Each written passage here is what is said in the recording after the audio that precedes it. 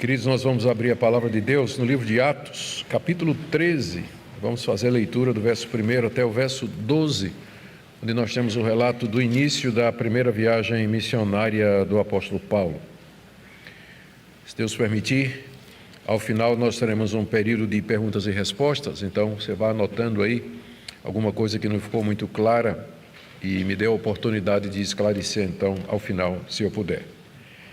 Atos capítulo 13, de 1 a 12, ouçamos a leitura. Havia na igreja de Antioquia profetas e mestres, Barnabé, Simeão chamado Níger, ou Níger, Lúcio de Cirene, Manaém, que tinha sido criado com Herodes o tetrarca, e Saulo. Enquanto eles estavam adorando o Senhor e jejuando, o Espírito Santo disse: Separem-me agora Barnabé e Saulo para a obra a que os tenho chamado. Então, jejuando e orando e impondo as mãos sobre eles, os despediram. Barnabé e Saulo, enviados pelo Espírito Santo, foram até Seleucia e dali navegaram para Chipre. Quando chegaram a Salamina, começaram a anunciar a palavra de Deus nas sinagogas judaicas. E tinham também João como auxiliar. Havendo atravessado toda a ilha até Pafos, encontraram certo judeu de nome Bar-Jesus, que praticava magia e era falso profeta. Ele estava com o procônsul Sérgio Paulo, que era um homem inteligente. O procônsul, tendo chamado Barnabé e Saulo, desejava ouvir a palavra de Deus.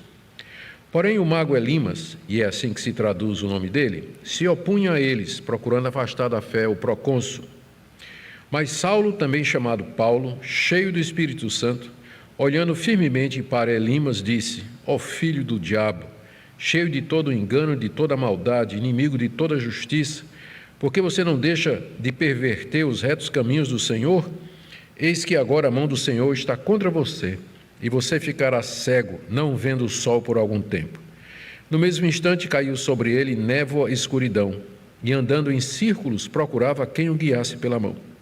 Então o procônsul, vendo o que havia acontecido, creu, maravilhado com a doutrina do Senhor. Amém? Sim, ó Deus, nós dizemos amém a esse relato que mostra o triunfo do poder do Evangelho sobre as trevas. E nós pedimos que o Senhor nos ajude a compreendê-lo, aplicar a nossa vida nos dias de hoje. Nos ajuda a ver, Senhor, o que é pertinente ao período apostólico e aquilo que o Senhor planejou para todas as épocas da igreja, para que nós não percamos aquilo que o Senhor deseja que nós experimentemos, nem por outro lado provoquemos o Senhor, sem entender de que maneira o Senhor se revela. É o que nós pedimos em nome de Jesus. Amém. Queridos, Lucas havia narrado no capítulo 12 a prisão e a libertação extraordinária do apóstolo Pedro. Isso havia acontecido lá em Jerusalém. Depois ele narra também a morte do rei Herodes, o Herodes que havia matado Tiago, a espada havia prendido Pedro, e agora se viu frustrado porque não encontrou mais Pedro na prisão. Ele vai para Cesareia e ali, durante um evento dedicado a César, em que ele estava tentando politicamente entrar em bons termos com os moradores da Fenícia, Tiro e Sidom, ele é ajuizado, castigado, punido por Deus pela sua arrogância e pela sua soberba.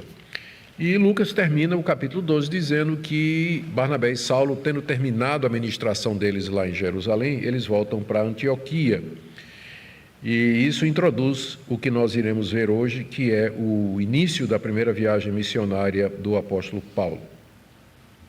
Tudo começa quando Barnabé e Saulo são separados pelo Espírito Santo de entre os demais líderes da igreja de Antioquia para uma missão entre os gentios. Já fazia algum tempo que Barnabé e Saulo estavam ali ministrando em Antioquia, que era uma cidade muito grande e onde havia um grande número de judeus. O evangelho prosperou ali de uma maneira extraordinária. E a igreja havia crescido, a essa altura ela havia se fortalecido e havia se organizado. Tanto é que Lucas diz aqui que havia entre eles alguns profetas e mestres, já reconhecidos e já estabelecidos, o que indica que a igreja já tinha avançado bastante na sua organização. E Lucas cita aqui no verso 1, 5 desses profetas e mestres, mais reconhecidos. Talvez eram esses que eram os reconhecidos como profetas e mestres na igreja de Antioquia. Percebam que já desde cedo, na organização das igrejas que nós encontramos no livro de Atos, prevalece o modelo da liderança corporativa, no sentido positivo. Não a liderança de uma pessoa, um bispo, por exemplo, mas ou de profetas e mestres, ou de presbíteros, ou apóstolos e presbíteros, como era o caso de Jerusalém, mas sempre é uma liderança colegiada. No Novo Testamento você não vai encontrar exemplos de igrejas que eram lideradas por uma pessoa apenas, porque desde o início o modelo de igreja que Deus queria para o seu povo se espelhava tanto em Israel, que tinha os 70 anciãos e o sinédrio, como na sinagoga, que também seguia o modelo colegiado de liderança. Bom, quem são esses 5 que são mencionados aqui, que eram profetas e mestres? Barnabé, já conhecemos, dispensa a apresentação. Um homem chamado Simeão, cujo apelido era Níger, que significa negro, provavelmente um africano, o que mostra a diversidade que havia na igreja de Antioquia. Lúcio de Cirene era provavelmente outro africano também, porque Cirene ficava no norte da África, na Líbia. E é de lá que vieram os primeiros que evangelizaram Antioquia. Então, quem sabe, o Simeão, o negro, ele veio de lá, da África, onde já tinha ouvido o evangelho e trazido até Antioquia. Não é impossível. Aliás, o Simeão e o Lúcio de Cirene, esses dois. Tem um aqui chamado Manaém, que na Almeida Antiga diz que ele era colasso de Herodes o Tetrarca, que a nossa Almeida atualizada traduziu para o português, não é? Já que ninguém sabe o que é colasso, é alguém que foi criado junto.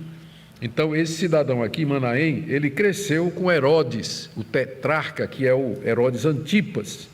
Ele cresceu na corte real, talvez quando criança e adolescente, e agora estava ali em Antioquia e também havia sido alcançado com o Evangelho de Cristo. E o 5º nome é o nosso conhecido Saulo, que aparece no final da lista. Talvez fosse bom a gente perguntar aqui, a essa altura, qual é a diferença entre profeta e mestre, já que Lucas diz que eles estavam ali, que havia lá na igreja 5 deles, profetas e mestres, e parece que os dois eram considerados a mesma coisa ou havia alguma diferença. A verdade é que é uma definição difícil de você fazer à luz do Novo Testamento, porque tem coisas que tanto o profeta como o mestre fazem que se sobrepõem, de maneira que é difícil você distinguir uma coisa da outra. Então, o que eles têm em comum é que tanto o profeta como o mestre, eles são canais da palavra de Deus. Eles trazem a palavra de Deus, ensinam a palavra de Deus para o povo. O profeta faz isso, Isaías fazia isso, Daniel fazia isso, Ezequiel fazia isso. Não só predizia o futuro, mas trazia uma palavra de Deus, de exortação, ensino para o povo, que é a mesma coisa que o mestre faz também na igreja. O nome já está dizendo o que é que ele é e o que é que ele faz. Talvez a diferença do profeta e do mestre é que o mestre ensina regularmente.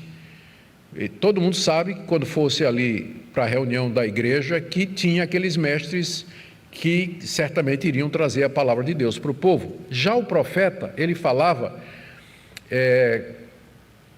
quando, eu vou usar o termo em latim, na teologia, o afflatus divinus acontecia com ele, ou seja, o sopro divino vinha para o seu coração, vinha a revelação, Deus falava ao coração do profeta, e ele falava ex tempore, o profeta não ia preparado para falar, o mestre sim. Então, durante o culto, Deus falava ao coração do profeta, despertava o coração do profeta, e o profeta trazia uma palavra de exortação, de edificação, de aconselhamento e orientação para o povo de Deus. Essa é a única diferença que eu percebo no ministério de profetas e mestres no Novo Testamento, no que diz respeito à preparação e à ocasião em que eles podiam falar. Frequentemente essa função se sobrepujava. Paulo era mestre e ninguém duvida que ele era também um profeta de Cristo. Muito bem. Sob a liderança desses mestres e profetas, a igreja de Antioquia se reunia e numa reunião dessas, aconteceu um fato, no mínimo inusitado. Nós lemos aí no verso 2 que isso foi durante um culto de adoração. A igreja estava reunida para adorar a Deus, eles deviam fazer isso com muita frequência, e nessa ocasião em particular eles estavam jejuando. Não nos é dito o motivo pelo qual eles estavam jejuando, uma vez que jejum quase sempre está associado a alguma situação específica de crise, de sofrimento, dor, desafio, guerra, peste, pandemia ou alguma outra tribulação. Nós não sabemos o que é que havia, mas o fato é que a igreja estava em oração e em jejum diante de Deus. E diz aqui que o Espírito Santo, verso 2, enquanto eles estavam orando e adorando o Senhor, o Espírito Santo disse: separem-me agora Barnabé e Saulo para a obra a que os tenho chamado. Provavelmente o Espírito Santo falou através de um profeta, de um desses profetas. O Espírito Santo falou através de um desses profetas, dizendo: eu estou separando Barnabé e Saulo para uma missão. E não é dito ainda que missão vai ser essa. Mas à medida que o capítulo 13 se desenrola e o capítulo 14, nós vamos ver que o Espírito Santo estava chamando esses dois para evangelizar os gentios numa região muito distante da Judeia, de Samaria, da Galileia e toda aquela região que já havia sido desbravada com a pregação do Evangelho. Através então do profeta, o Espírito Santo determina que Saulo, vamos botar na ordem que está correta, né? Que Barnabé e Saulo fossem enviados para a missão que ele os havia chamado. E a igreja, que estava familiarizada com o ministério dos profetas e estava acostumada a ouvir Deus falar através do profeta, não teve dúvida em reconhecer que aquilo ali que o profeta estava dizendo era da parte do Espírito Santo. Tanto é que eles jejuaram mais um pouco, oraram mais um pouco, chamaram Barnabé e Saulo, impuseram as mãos sobre eles. A imposição de mãos no período apostólico era para ordenação, consagração, transferência de autoridade, parceria, apoio, comunhão. Era tudo isso que estava significado com a imposição de mãos ali. Eles impuseram as mãos sobre Barnabé e Saulo e despediram esses queridos irmãos para aquela missão a qual o Espírito Santo os havia chamado. E nós iremos ver que essa é a primeira viagem missionária organizada entre os gentios de que nós temos notícia na história da igreja. Havia uma atividade missionária entre os gentios antes, mas ela não era organizada, ela não tinha as características que essa tem, que ela começa como sendo isso aí, que tem um terreno a ser desbravado de gente que nunca ouviu falar do Evangelho. Então é a primeira vez, por isso que ela é chamada da primeira viagem missionária do apóstolo Paulo. Em segundo lugar, nós temos aí do verso 4 a 7, como o Espírito Santo leva Barnabé e Saulo a anunciar o Evangelho na ilha de Chipre.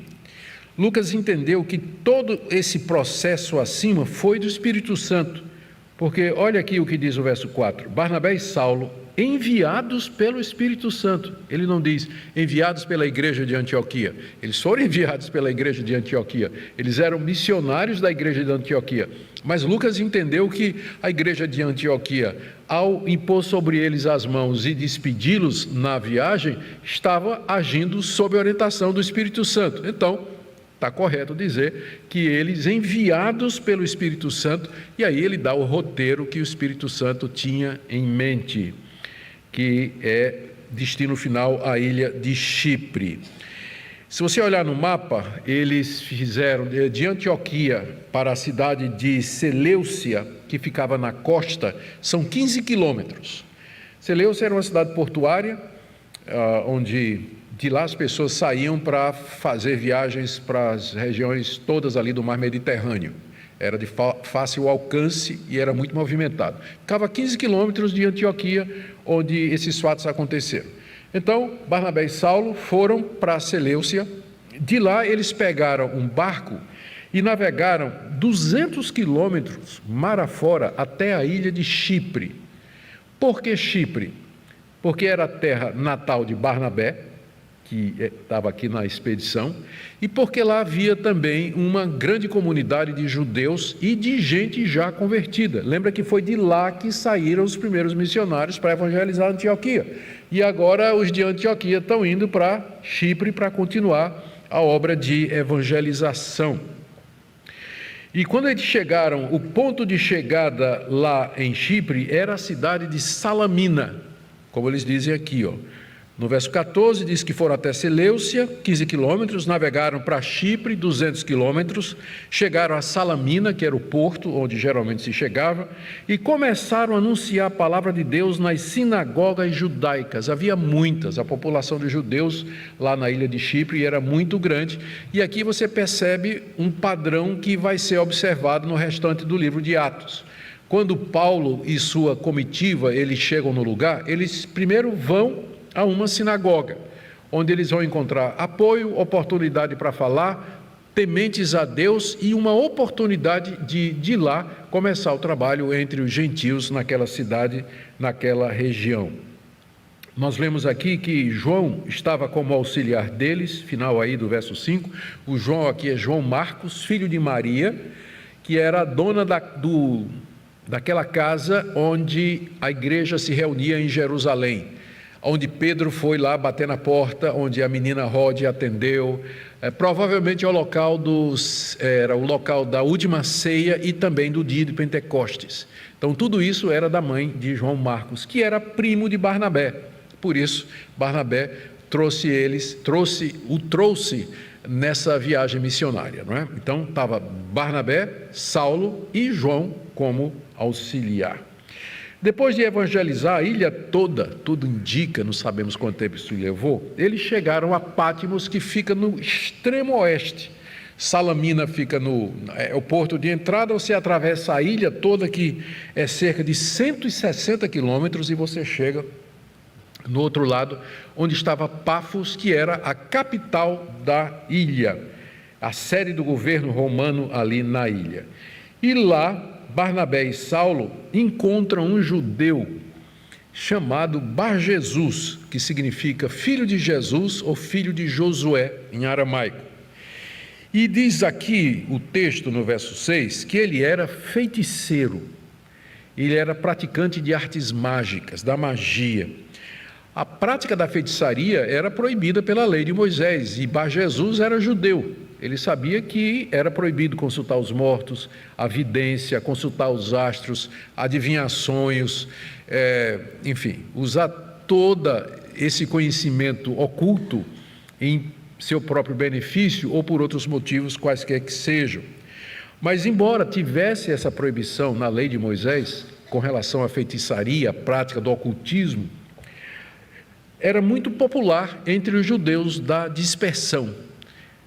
Lembre que, geograficamente, quanto mais perto de Jerusalém, mais estrito o judaísmo era.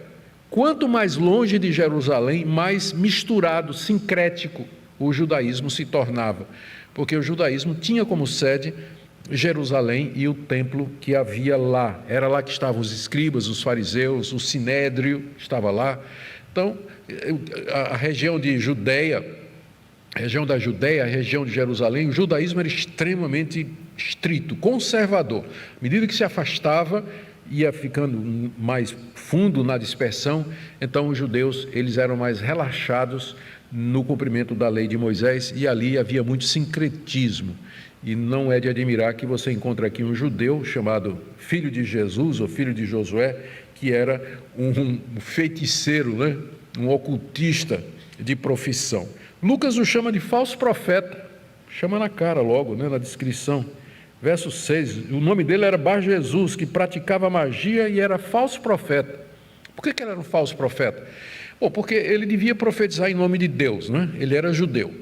Então ele devia profetizar em nome de Deus, como se fosse a voz de Deus ou a sabedoria de Deus.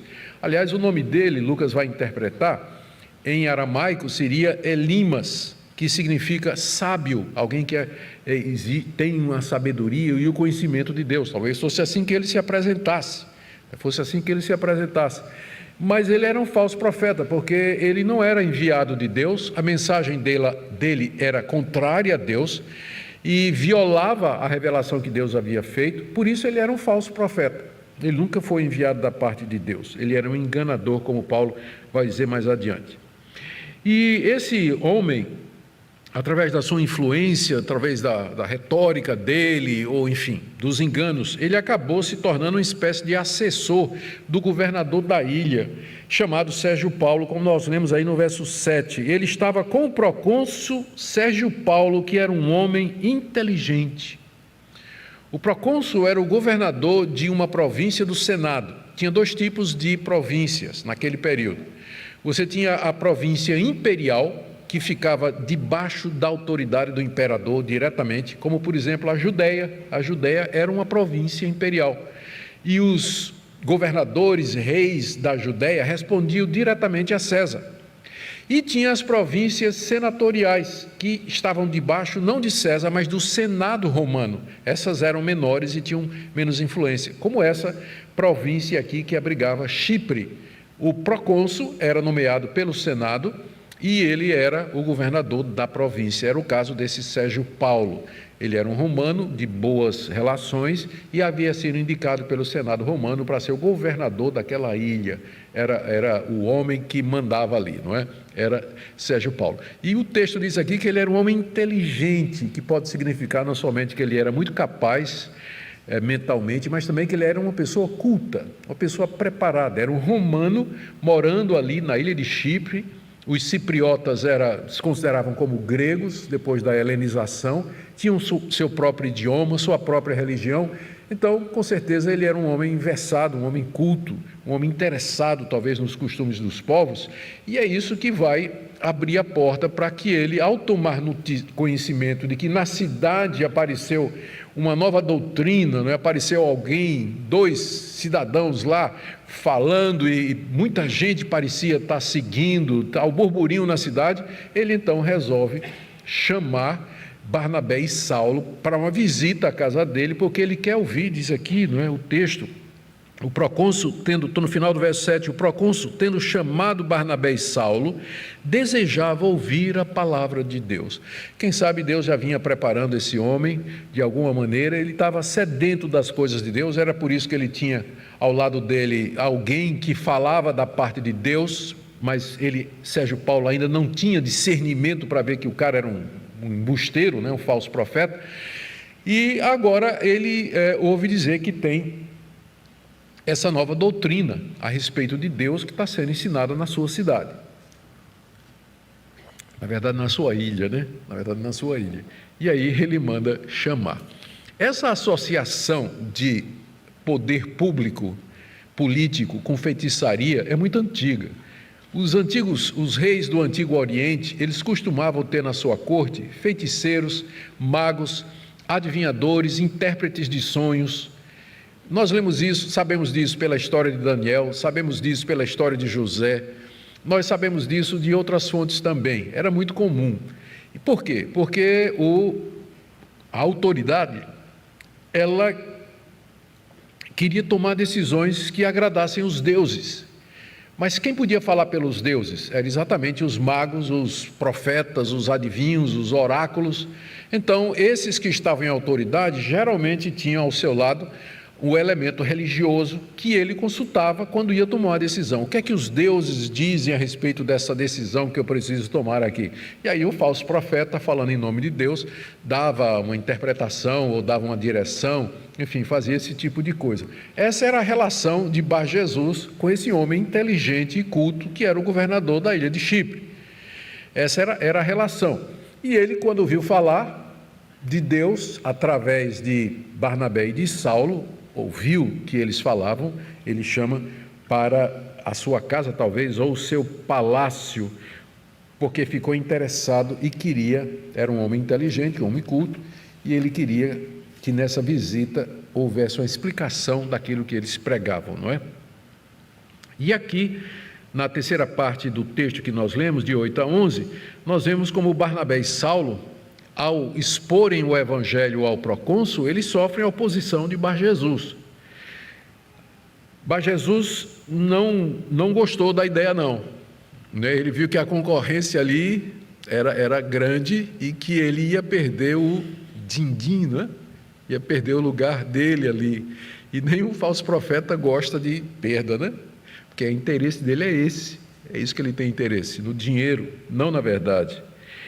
Então, Elimas, ele procurou, diz aqui o verso 8, que ele procurava impedir que Sérgio Paulo viesse a crer nas palavras de Barnabé e Saulo. Se opunha a eles, procurando afastar da fé o procônsul, talvez contra-argumentando, talvez questionando, talvez zombando, escarnecendo, fazendo algum tipo de ameaça ou qualquer outro artifício que ele estava querendo usar para impedir que que Sérgio Paulo ficasse sob a sua influência,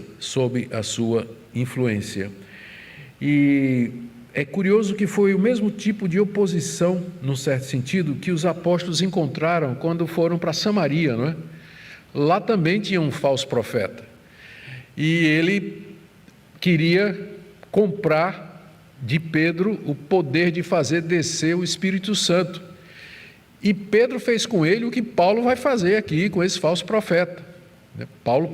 Pedro pronunciou o juízo de Deus sobre aquele falso profeta lá em Samaria, que é o que Paulo vai fazer aqui na ilha de Chipre, porque a obra de Deus do Evangelho, ela sempre vai encontrar oposição das forças do mal, dos poderes das trevas. Sempre foi assim e assim sempre será. O que nós temos aqui é um exemplo bíblico do que é batalha espiritual, que a gente ouve tanto falar hoje. O que é batalha espiritual? E as pessoas falam, as pessoas ensinam a respeito de batalha espiritual. Existe toda uma tecnologia associada com o enfrentamento de demônios e de pessoas endemoniadas. Vamos ver como Paulo fez diante desse endemoniado aqui, não é? Não era possesso, mas faltava esse tantinho, né? Porque era filho do diabo, né? Como ele diz aqui, então faltava esse tantinho aqui para o bicho estar possesso. Mas vamos ver como é que Paulo lidou com essa situação daqui a pouco. Bom, diante do confronto, né, e da oposição desse falso profeta, Saulo então, ele repreende e castiga Bar-Jesus ali na hora, não é? É a partir desse momento que Saulo vira Paulo e ele assume a liderança da equipe. Porque quem fica indignado e pronuncia o juízo de Deus não é Barnabé, que vem sendo citado aqui sempre como o primeiro nome. Se vocês prestarem atenção, é Barnabé e Saulo. Então, a partir de agora vai ser Paulo e Barnabé. Porque Saulo é quem fica indignado. É ele que é cheio do Espírito Santo nesse momento, como nós lemos aí no verso 9. Mas Saulo não foi mais Barnabé, não é? Que era o líder até agora, mas Saulo, também chamado Paulo, que é o nome romano dele. Vocês têm que lembrar que Saulo era cidadão romano, ele era hebreu de hebreus, ele era judeu de nascimento, mas ele tinha a cidadania romana por conta do pai, que era romano. Então ele tinha um nome romano, e o nome romano era Paulo. E como a partir daqui ele vai se embrenhar cada vez mais no mundo romano e gentílico para pregar o Evangelho, Lucas vai chamá-lo de Paulo e não mais de Saulo. É assim que ele vai ser cognominado daqui para frente. Então, é ele que fica cheio do Espírito Santo. E ele, então, pronuncia o que a gente chama um juízo imprecatório. Mais adiante, no final, nós vamos ver se a gente pode fazer a mesma coisa, né? Vontade não falta. Mas será que é lícito para nós fazermos isso que Paulo fez aqui com o Bar-Jesus, não é? Lá no final nós vamos ver isso aí. Mas aqui vamos seguir o relato. Saulo, também chamado Paulo, cheio do Espírito Santo. Vocês percebem como o Espírito Santo estava guiando tudo. Esse relato começou com o Espírito Santo falando através de um profeta lá na igreja de Antioquia, dizendo: separe esses dois. A igreja separou, eles começaram a viagem, e Lucas diz, eles foram enviados pelo Espírito Santo. E agora, nesse momento central aqui de confronto, Paulo é cheio do Espírito Santo.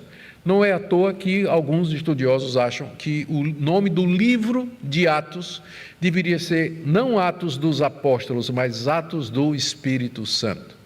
Porque é ele que está por detrás dessa obra missionária de fazer o Evangelho e a palavra de Deus chegar até os confins da terra. Paulo foi cheio do Espírito Santo ali.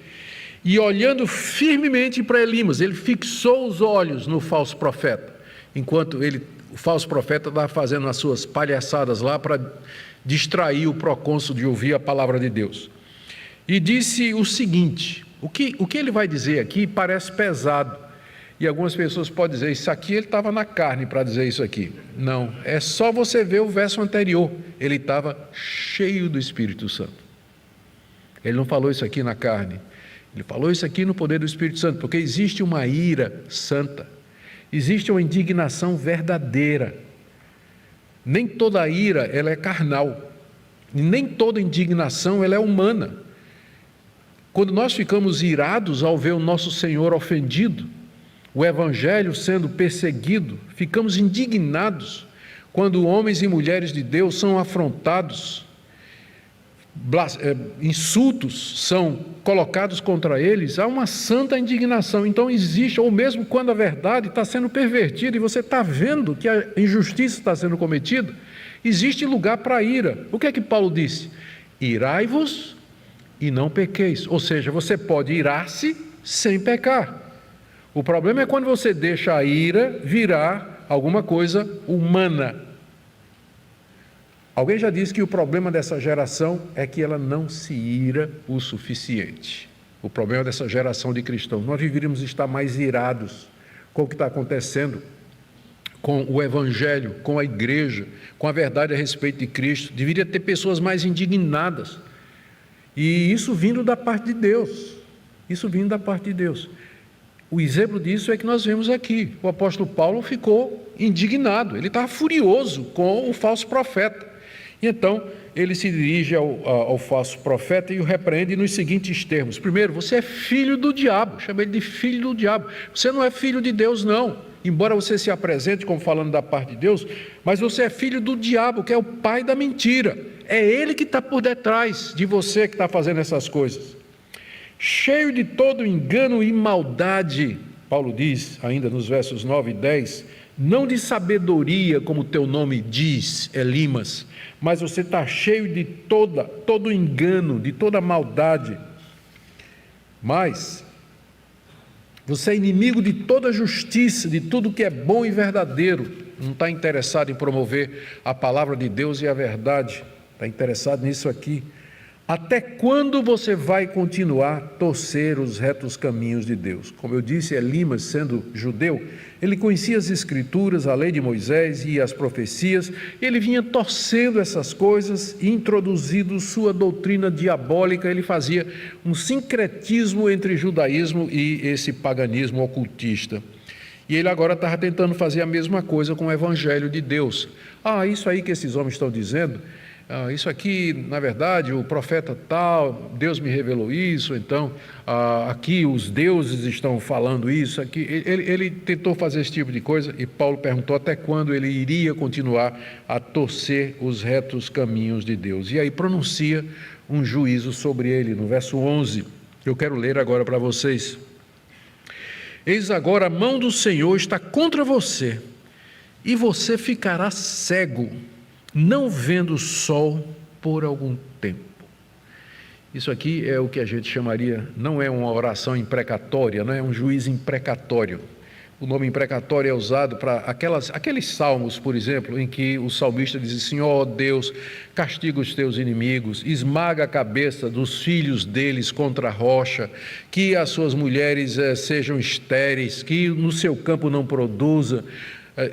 Tem vários salmos em que o salmista ora dessa maneira, que Deus puna os seus inimigos aqui, e é o que Paulo aqui está fazendo. Só que Paulo não está orando, Paulo está decretando. Ele não está pedindo, ó Deus, cega esse ímpio, ele não está fazendo isso. Ele está dizendo, você vai ficar cego por algum tempo. Misericórdia de Deus, não vai ficar cego o resto da vida. Tem uma tradição que não é confiável, mas faz parte da patrística, de que esse homem se converteu depois disso. Quando ele recobrou a visão, ele se converteu a Jesus Cristo. Mas isso está fora da Bíblia e é uma tradição perdida lá no meio dos apócrifos, não é? Só estou mencionando de curiosidade. Pode ter acontecido? Pode. A gente tem como saber? Não. Só na glória. Tá? Citando apenas como curiosidade. Mas que foi misericórdia, foi. Ele não ficou cego para sempre, né? Ficou cego por um tempo, quem sabe, a misericórdia de Deus, mesmo no juízo, para dar a ele uma oportunidade de arrependimento e de voltar a si. Você ficará cego não vendo o sol por algum tempo. E queridos, a palavra de Paulo se cumpre imediatamente. Está aqui um apóstolo. A palavra de Paulo se cumpre na hora. Aqui não tem meia medida não, né? Vamos esperar para ver, vai devagarzinho. Começa hoje, daqui uma semana vai estar do jeito que o apóstolo falou. O apóstolo falava da parte de Deus, da parte de Cristo, como se o próprio Cristo estivesse falando da parte dele. Eles foram levantados para fundar a igreja, lançar as bases do Evangelho, escrever o Novo Testamento, eram inspirados por Deus, eram autoritativos. Por isso era uma classe especial de homens que Deus levantou para supervisionar a passagem do Antigo Testamento para o Novo. Uma vez completado isso, nós não temos mais pessoas assim. Você conhece algum homem assim? Algum apóstolo que fez isso, faz isso? Você vai ficar cego, seu ímpio, inimigo de Deus. E a pessoa fica cega na hora, então se caia doente, em nome de Jesus, agora. Conhece? Sabe por que não conhece? Porque não tem. Não tem. Esses homens eram homens que traziam não somente o poder do Evangelho para a conversão de pecadores, mas também o juízo de Deus contra os ímpios. Pedro fez a mesma coisa com Ananias e Safira. Lembra a história? Atos capítulo 5. Queriam enganar o Espírito Santo e Pedro disse: a mão do Senhor é contra vocês, porque vocês quiseram enganar o Espírito Santo. E eles caíram primeiro, o marido, depois a esposa, caíram mortos na hora o juízo de Deus vindo sobre eles, como aconteceu aqui. E o texto nos diz, né, que veio uma neblina e uma escuridão. Lembra que Lucas era médico, né? Ele usa termos assim bem precisos, né? Os olhos de Elimas, né, ficaram enevoados, como se uma neblina tivesse entrado e ele não conseguia mais ver. A escuridão veio aos olhos dele. E aí ele estava rodando, né? É interessante a palavra, no original ele estava andando em círculos, rodando e pedindo socorro, que alguém pegasse na mão dele e guiasse ele pela mão, porque ele estava absolutamente cego ali naquele momento. Queridos, quem não se impressionaria diante de uma demonstração de poder dessa? Foi o que aconteceu com Sérgio Paulo. O texto diz aí, no verso 12, que o procônsul, vendo o que havia acontecido, ele creu maravilhado com a doutrina do Senhor. Milagres e ações sobrenaturais de Deus, elas tinham como objetivo levar a pessoa à fé em Cristo. Foi por isso que Cristo fez milagres, essa era a razão dos milagres no Antigo Testamento, confirmar a palavra de Deus. Essa é a razão pela qual os apóstolos eram capazes de fazer milagres, para que as pessoas pudessem crer na palavra do Evangelho. Então os milagres, eles não tinham uma finalidade em si mesmos, do tipo assim, vamos fazer uma reunião de milagres. Não, a reunião era para pregar a palavra de Deus. Se Deus quisesse fazer milagres, Deus faria milagres. Mas o milagre nunca é um fim em si mesmo. Aquilo que aconteceu, aquele juízo sobre o falso profeta, tinha como objetivo levar o procônsul a entender onde estava a verdade. Quem estava falando a verdade? E aquilo ficou claro depois do juízo de Deus sobre o falso profeta. E aí ele creu maravilhado naquilo que os apóstolos estavam ensinando a respeito do Senhor Jesus. Eu queria tirar algumas lições para nós aqui e levantar outras questões para a gente encerrar isso aqui. A primeira lição que nós podemos tirar desse texto é que Satanás usa pessoas para se opor ao avanço do reino de Deus. Sempre, sempre. Nós ficamos preocupados ou pensando que Satanás, que a oposição que ele faz é do tipo possessão demoníaca, a pessoa ficar doente, coisas assim. Não nego possessão demoníaca. Eu já encontrei alguns casos de possessão no meu ministério. Sei que pessoas podem ficar possuídas. Mas eu pergunto, quem é que faz mais mal ao Evangelho? Um falso profeta que não está possuído, Mas um falso profeta que ensina a mentira, o erro, e desvia centenas de pessoas do Evangelho, ou um coitadinho endemoniado numa igreja qualquer aí, que a única coisa que ele quer é falar no microfone. Não é? Qual o mal que aquela pessoa pode fazer? Agora, um falso profeta faz muito mais, vai enganar muito mais pessoas. Então, eu acho que o foco está errado, quando as pessoas ficam focadas nisso, né? Expulsão de demônio, libertação de problemas e tudo mais, e perde o que é que está acontecendo de fato. Qual é o verdadeiro inimigo? O inimigo é Bar-Jesus, é o falso profeta, o mentiroso, cheio de todo engano, filho do diabo, que perverte os caminhos de Deus, que ensina a mentira, que quer apartar as pessoas de ouvir a verdade do Evangelho, como nós vemos aqui que ele queria fazer com o procônsul, governador da ilha. Então, essa é a estratégia do diabo, lembremos disso. Em segundo lugar, você tem aqui as marcas de um falso profeta, eu não vou tocar nesse ponto mais, porque já mencionei. E aqui você tem um exemplo de uma batalha espiritual. Paulo se vê confrontado por alguém que é enviado do diabo. Enquanto que Paulo está cheio do Espírito Santo, com certeza Bar-Jesus está cheio de outro espírito, que não é o santo. Espírito de demônio, está lá. É o endemoniado quase, não com os efeitos comumente vistos nos evangelhos, mas alguém que estava debaixo do poder de Satanás, como Judas na noite em que ele traiu Jesus. É dito que Satanás entrou em Judas. Judas não caiu babando no chão, nem mudou a voz, nem ficou se contorcendo. Ele se levantou e foi vender Jesus, foi ganhar dinheiro vendendo Jesus. E estava endemoniado, possesso por Satanás. O que é que Paulo fez diante da evidente manifestação do poder de Satanás? Ele não disse, eu amarro, eu decreto. Ele não disse, está repreendido, qual é o seu nome? É nada disso. Simplesmente encerrou a conversa ali mesmo. Filho do diabo, você está cego. Você está cego espiritualmente e cego fisicamente você vai ficar. E trouxe o juízo de Deus sobre ele. Aqui também nós vemos as marcas de um verdadeiro apóstolo. Eu também não vou tocar mais nisso, eu já mencionei. Eu quero terminar com a questão se nós podemos fazer hoje aquilo que o apóstolo Paulo fez. Eu, sinceramente, não creio que haja entre nós, como já adiantei, pessoas que tenham esse poder e essa autoridade dadas pelo Senhor Jesus, uma vez que isso tinha a ver com um período específico da história da igreja, da revelação, em que pessoas assim eram necessárias. Ministérios assim eram requeridos. Mas eu creio que é nosso dever enfrentar o falso profeta, sim. Eu devo fazer isso, eu devo confrontá-lo com a verdade. Se eu puder repreendê-lo, eu vou fazer isso, em nome de Jesus. E eu posso orar, no meu coração, eu oro pela igreja brasileira todo dia. Mas eu acho que eu devia orar mais para que Deus fizesse a mão dele pesar sobre os falsos profetas que empestam a igreja brasileira. Em todos os quartéis e de todas as tradições. Tem falso profeta reformado, tem falso profeta pentecostal, tem falso profeta arminiano, tem falso profeta calvinista, tem para todo gosto, tá certo?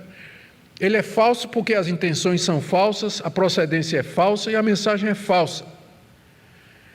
Ele é falso em tudo.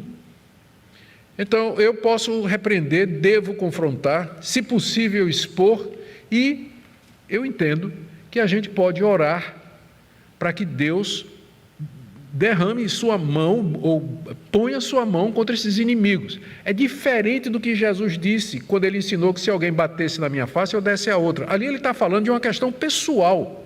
Se alguém chegar contra mim, comigo, o problema é comigo, quiser tirar minha túnica, fazer com que eu ande 1 milha com ele, então eu vou fazer, eu vou tratá-lo, vou orar por ele, vou amá-lo e tudo mais. Mas falso profeta é outra coisa. Aqui o que está em jogo não é meu relacionamento pessoal com o falso profeta, é que ele está deturpando o evangelho de Deus, ele está insultando o meu Deus. Ele está pervertendo a coisa mais preciosa do mundo para mim, mais do que minha própria vida. Então, eu me encho de indignação, e eu devo orar a Deus sim. Deus, que a tua mão caia sobre esse ímpio, sobre esses ímpios que pervertem o Evangelho,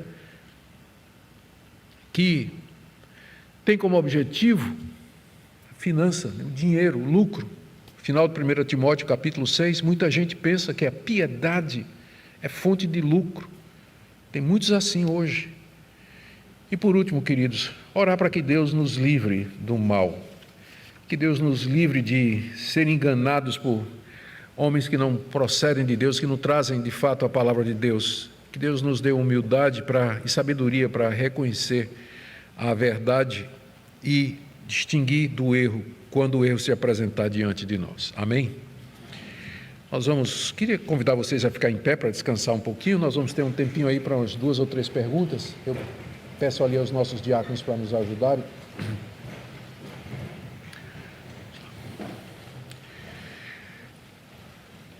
Ó Deus, nós te agradecemos pela tua palavra, te agradecemos pelos apóstolos que nos deram essa revelação escrita. E nós pedimos ao Senhor que o Senhor nos ajude a andarmos cheios de zelo e cheios do Espírito Santo. Nos ajuda a ficar indignados na hora certa, mas perdoar e amar na hora certa também. Nos ajuda a saber a diferença. Protege a tua igreja, ó Deus, levanta pessoas capazes, que amem a tua palavra, que queiram, Senhor, o avanço do Evangelho. É o que nós te pedimos em nome de Jesus. Amém.